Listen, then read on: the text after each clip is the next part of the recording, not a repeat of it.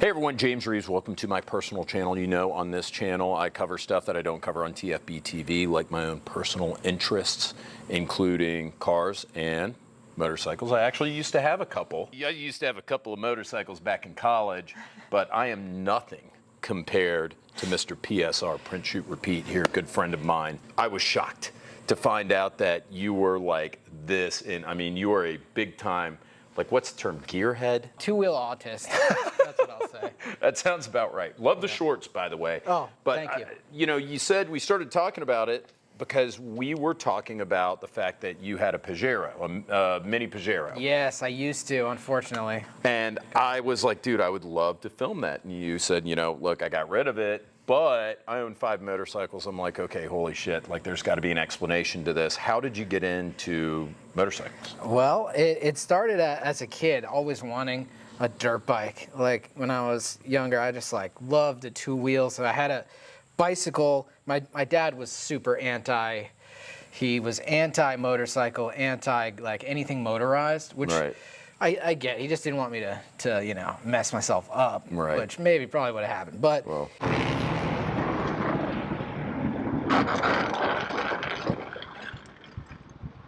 I always went over to Buddy's house, had the dirt bike, and just loved it. And so I was like, whenever I get a chance, I'm going to try to get a bike. So I got out of college, and I was pretty broke, and then eventually got my first, like, you know, job. And I was like, well, got some income, time to get a bike. So my first bike was a used Suzuki SV650, 2005 or I think it was 2005, kind of like poor man's Ducati. And that bike was a perfect starter bike. If anyone's out here looking for a starter bike, they don't want to go small like a 300 or 400, Right. and they want something with a little bit more power but not going to get them in a ton of trouble, SV650 all the way. It has just the great amount of torque, but not a crazy amount of top end that'll get you in trouble and you'll like, you know, loop it or something like that. But you can grow on that bike and be ready for a really big bike after if that's your goal. But yeah, I mean, my first was a 650. I actually had a Yamaha V-Star 650, so different style of bike, but it was also a 650. I saw guys riding around in those Ninja 250s. I'm like, I can't do it. I can't do it. Like, I'd rather die. I would rather get run over in traffic from my lack of experience than drive that thing around. It's basically a moped. No disrespect to my Ninja 250 guys out there, but yeah. So I started just like riding on the street, and I just loved riding. I was like, go on, you know, mountain drives in Vermont, mountain rides, and it was just super fun, and you know, just loved the leaning, and just got super into it. Next bike, I was like, want something a little bit more powerful, so I got a Gixxer, of course. Oh yeah, of course. I had to get the compliment. I stayed in the Suzuki family, got it for pretty cheap. I think I got it for like, maybe it's like around $4,000. A Gixxer 750, a 2007, way more horsepower, probably about 140 horsepower, and then got into my first track day. Eventually moved to a place where I couldn't really own a bike, and so I ended up selling the Gixxer when I moved to New York City. And then I tried to ride a little 250. A little 250 in New York City, almost died multiple times. Decided, okay, I'm just going to sell the 250 and then get a beater track bike, because there's a really cool track just not too far away from the city, a couple hours away from the city, called New York Safety Track. And that is where I really like got deep into track riding. And that's a great track. I was actually just there riding this guy. So they would let me actually, because I was not making enough money to afford it, they would let me actually work for a day at the track, doing flagging on the track. And then the next day, every time I worked for a day, I could have a track day for free. So it was a really great relationship there. So met a lot of great people, got really into track riding. For that, I had a Gixxer 750, but it was a really old one. So it was like a 2002 or 3. And yeah, now fast forward, I didn't have a whole lot of opportunities, and I sold all the bikes. And then recently, I was like, you know what, man? I would love to get another motorcycle. And so You got 5. Yeah, that makes. Yeah, so one turned into 5. Right. Funny how they did that. Yeah. Sure. Dealing with maybe like a little bit of a Facebook Marketplace obsession. So I just was scouring Facebook Marketplace, and then I was like, you know what? I would love to get another small bike, but that was more dedicated towards the track focus. So I was like, I would love to get a track prepped small CC bike that I don't have to add any parts to, that's ready to go, Doesn't have to have a title, because that's the thing about the track bikes. You could be, 12 years old and ride a Ducati on the track because it's a closed track. Right, sure. No license needed. So I found this guy. So this is my Yamaha R3. This has a really cool, old school, kind of like early, like 500cc MotoGP, before MotoGP, but it's kind of that era where it's got this classic fairing on it. And I'm gonna paint it eventually, but I thought it was funny to make a little face because it looks kind of like the Honda robot. This was completely track prepped with probably about $6,000 worth of parts. The bike itself is probably worth $3 to $3.5 grand, and the parts alone are, like I said, like on top of that, like $6 grand. We've got aftermarket rear sets, crash protection. We've got aftermarket these clip-on handlebars. We've got aftermarket levers. We've got crash protection lever guards over here. The fairing kit itself is like $1,200. We've got a bunch of Norton Racing parts. These are re-sprung, the forks, and then we got a Norton Racing little exhaust hanger, Yoshimura Alpha exhaust. I've got Dunlop Q3s on here. It's got a K-Tech Razor rear shock, which is great. Adjustable rear shock, which is awesome. The previous owner did a little airbox mod to get a little bit more air in there. A great little bike. It's super light. Man, it's super fun. Why have this one when you have 4 other motorcycles? Well, like I said, it's super fun to get the most out of, or get the maximum amount out of a slow bike. Basically, to ride a bike fast is almost more fun than to ride a fast bike slow. Because, like I said, the other bikes, they take a little bit more control and effort to go fast on. This one, it's just like, you can just go into a corner almost faster in a way and with more confidence than a heavier bike, because it is pretty light. It's about, I think stripped down, it's probably around 320 pounds, whereas the other ones are about 100 pounds more than that. Carrying corner speed is what the small bikes are all about, and that's why I got this thing. So after I bought the R3, I'd love to get like a Super Sport, which is something middle class, kind of faster than the 400 and the 300 by quite a bit, but not quite a liter bike. And so the 600, the CBR 600, this is what we have here. I got this bike, no title, of course, Facebook Marketplace, demon, absolute demon, scouring it every second. It just was like, and I had gotten rid of the Pajero Mini, and so I was like, I got a little bit of cash to spend, and so I found this on Facebook Marketplace, listed for like, I don't know, it's like $2,700, and I was like, oh, if it runs and it's good, I'm gonna buy that. So I drove a little ways to meet the guy. Dude had just had it sitting in his garage for a while. He used to do track days. He had laid her down, had a little scuff on the left side, basically this part of the fairing, left side of the fairing, and the stator cover. This was originally white and it was kind of dirty. He had like a race number on here.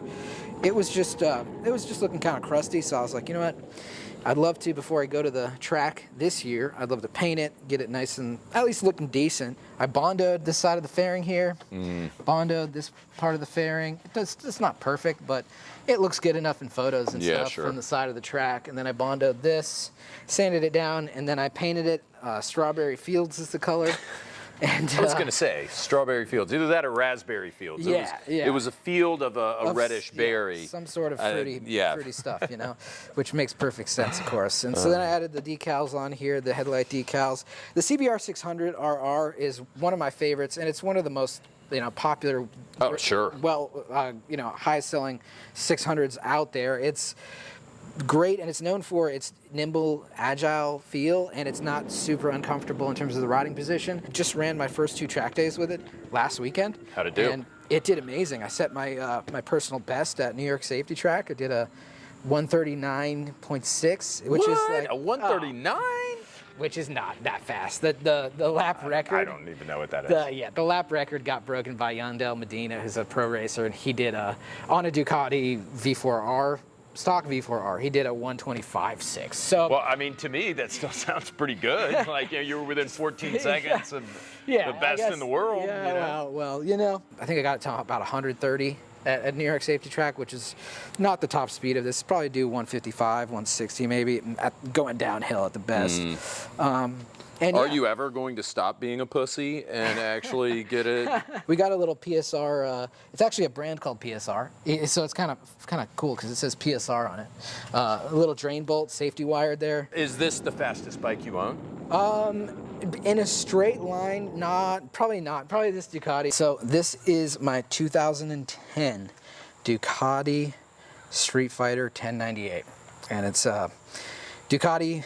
Got the L twin classic Ducati single-sided swing arm. This is basically their 1098 superbike, but in a Street Fighter form, which means no fairings, and it's just raw, no electronics. It's actually one of the last, if not the last generation of Street Fighter that Ducati made that had zero rider aids, electronics. Like now they have got like, anti-wheelie control. They've got ABS, traction control of like 10 different modes. Lame. This is the traction control on here, and it's an absolute beast. I'm afraid of it, actually.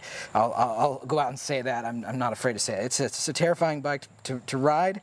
It's got some crazy raw power, and but it's a beautiful motorcycle, and I just thought, Yeah, it is. I mean, this is definitely a handsome bike. yeah, so I got this, surprise, surprise, scouring Facebook Marketplace. Oh my God. It's like true. Does this one have a title? This one, I actually got it without a title. Shocking. Dude, Facebook Marketplace just sounds like a great place to conduct business. Yes. I mean, it truly Yes, does. Just buy absolutely. anything you want without a title. Yeah. There's some guy right now in Jersey who's like, man, I wish I could find my Ducati motorcycle. I loved that thing. Wonder what happened to it. You know what was the last one that didn't have all this electronic bullshit? Yeah. So I did a little background check, okay? Because a good background check sometimes is necessary, and found that this is not stolen, not reported stolen. Reported stolen. And so, Because he's dead. Yeah. So the kid I bought it off was like literally a kid. I think he was like 21 or 22, and he was just like, "Yeah, man, it's just too much bike for me. I don't have the title for it. Like, you can look it up. Like, it's not stolen. Like all this stuff." So I was like, "You know what? Yeah, I'll give you $3,500 for it." And so I got this thing for $3,500. Definitely been down and not super messed up. I added rear sets because the rear sets were all bent. So these are Italian rear sets by Spider. So these are adjustable rear sets made specifically for this bike, which it's kind of hard to find parts for it now because it's kind of outdated. This is a dry clutch.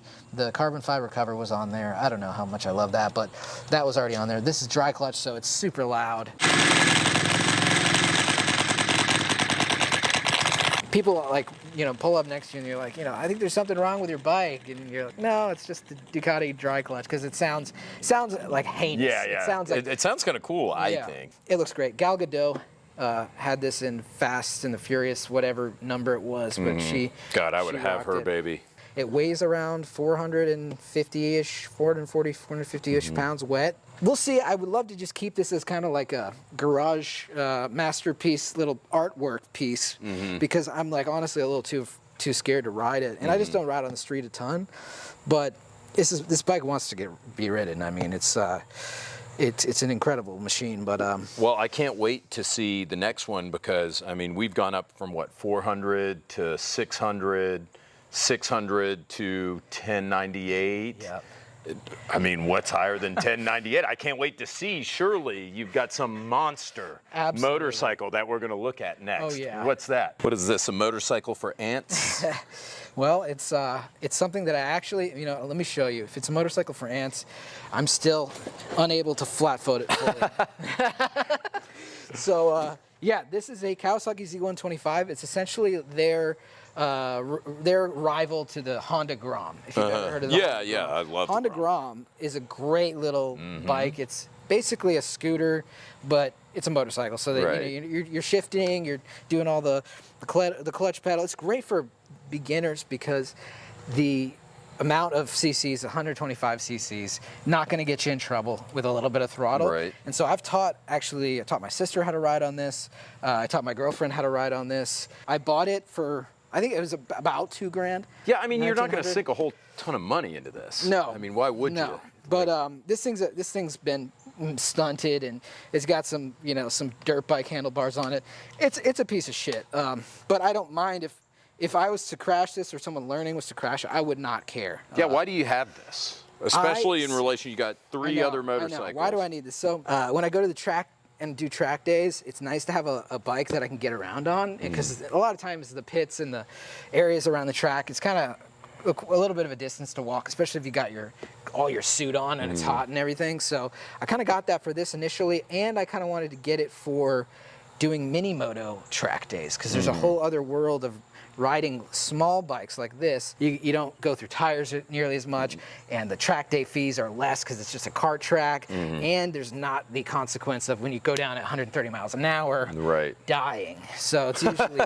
Well, what's the top speed on this one? Top speed is about 55. Is it really? Maybe 60 going down the hill. That's this guy. But that's 4, and there are 5 bikes behind me, so we've got 1 more to go. I can't possibly imagine. I mean, it seems like to me, you've got 3 very similar bikes, but they ascend in terms of displacement and power. Yes. So I'm really curious to see what this 5th bike is. Yes, this one might be actually my very favorite of them all. All right, so I made a joke about the last bike being small, but this literally looks like a motorcycle for a child.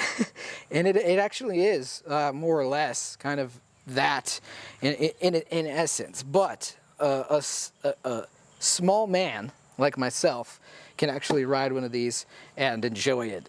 This is, I'm going to go out and say it, this is my favorite bike that I own. And it's something that I bought new, and you can't really find these for, you know, they're not very common. It would be super cool if like Honda or Kawasaki made something like this that was actually illegal on the street, because this will do 70 miles an hour. Holy shit. Can you believe that? No. And this weighs 160 pounds. Around 160, 70 pounds wet. So full tank. It is super light. Watch this. He's gonna pick it up. Oh my God. Yeah. Dude, I can't believe how light this thing is. It's crazy. What's it called? I don't even think... So this is called a VMC GP12. And it is a purpose-built mini moto race bike. And it utilizes a 190cc Daytona engine. This is a Chinese, all through and through. This is the hollow sun that of like basically mini crotch rockets. So basically a clone or the Chinese version of a motorcycle called an Ovale GP2. So the Ovale is an Italian designed and sort of that. So they share the same exact engine. The Ovale is an basically Italian version of this that's meant for training. So a lot of the MotoGP guys, like MotoGP racers, Valentino Rossi, all these big MotoGP guys, they have these bikes to train on, and they use the Ovales. The Ovales are about $7,500. So I got this. This is $3,500 shipped to your door from China. You can actually buy it on AliExpress. Sure, they're surprising. Yeah, right? Yeah, but they have everything on there. But it's got the literal exact same motor engine as the $7,500 Italian one. So I was like, okay.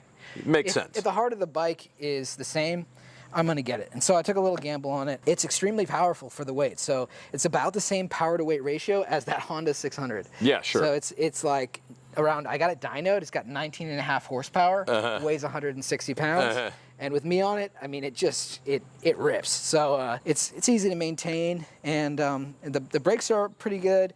You can do little upgrades to the brakes, but everything's purpose-built, ready to go, turnkey. Track bike for ants. You've got 5 now. Yes. Any plans to get any others, or have you hit the point of critical mass where if you're going to get something else, you got to get rid of something? You know, I've thought about that. I've thought about that a lot, actually. You are never going to be satisfied. Probably not. You're going to continue to spend money and waste it on this, but I guess that's what we do with our hobbies. So congratulations, I suppose. Yes, thank you. PSR, sir. thank you so much for showing us your collection. This was very fun and educational, guys. Thank you for watching. Make sure you stay tuned. I'm thinking about doing this a little more, like going to other YouTubers. I mean, Ian's got kind of a fun little Citroen. That maybe when I'm out in Arizona, maybe I'll hit Ian up. We've talked about that. You know, I know administrative results. He's got a Hilux. I'm a big Hilux guy. Admin, hit me up if you're interested. But guys, stay tuned. Thank you so much for watching. Take care. Bye.